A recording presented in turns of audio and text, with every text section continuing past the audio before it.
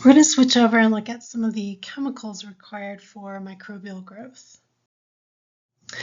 So one of the chemicals required for microorganisms to divide would be carbon.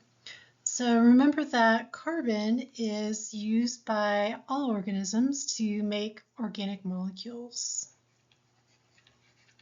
So things like carbohydrates, proteins, lipids, and nucleic acids.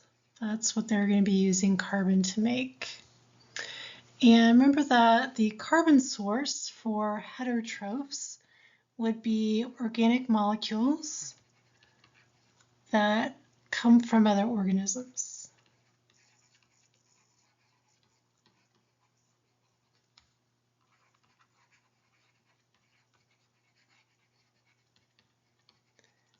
And autotrophs, their carbon source is going to be carbon dioxide. So remember that they're able to fix carbon dioxide and make it part of an organic molecule, and then they can make their own food.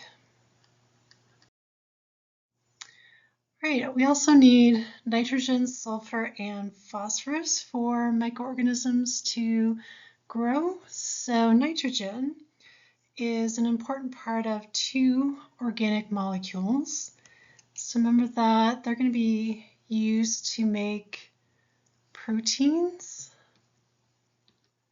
And nitrogen is also found in nucleic acids.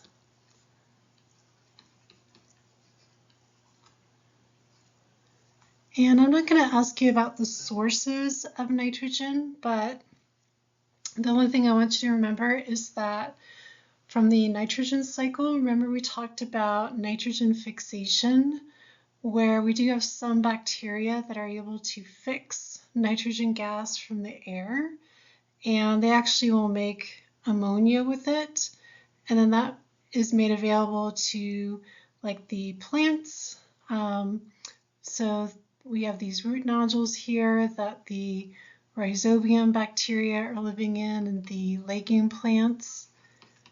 And then they will make the nitrogen gas into ammonia, and then the plants can then take the ammonia and make their organic molecules containing the nitrogen with that.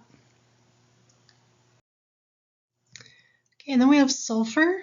Sulfur is actually found in some amino acids. For example, cysteine contains sulfur, and then also some vitamins also contain sulfur.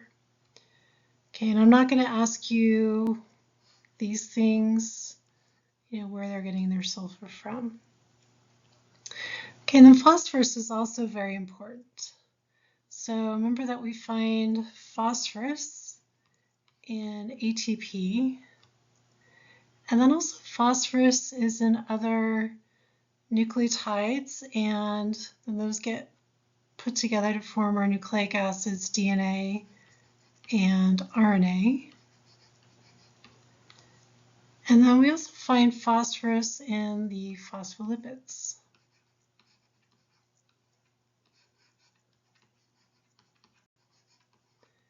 And I'm not going to ask you where the phosphorus is coming from. So just know what types of organic molecules have phosphorus in them.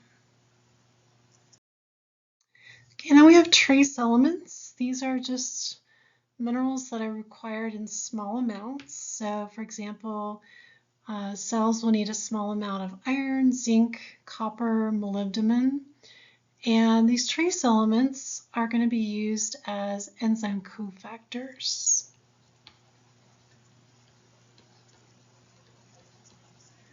And enzyme cofactors are just metal ions that are going to bind to certain enzymes at a place other than the active site of the enzyme, and when they bind to the enzyme, they change the shape of the active site, and so now the enzyme will actually work, and usually they'll be permanently bound to the enzyme.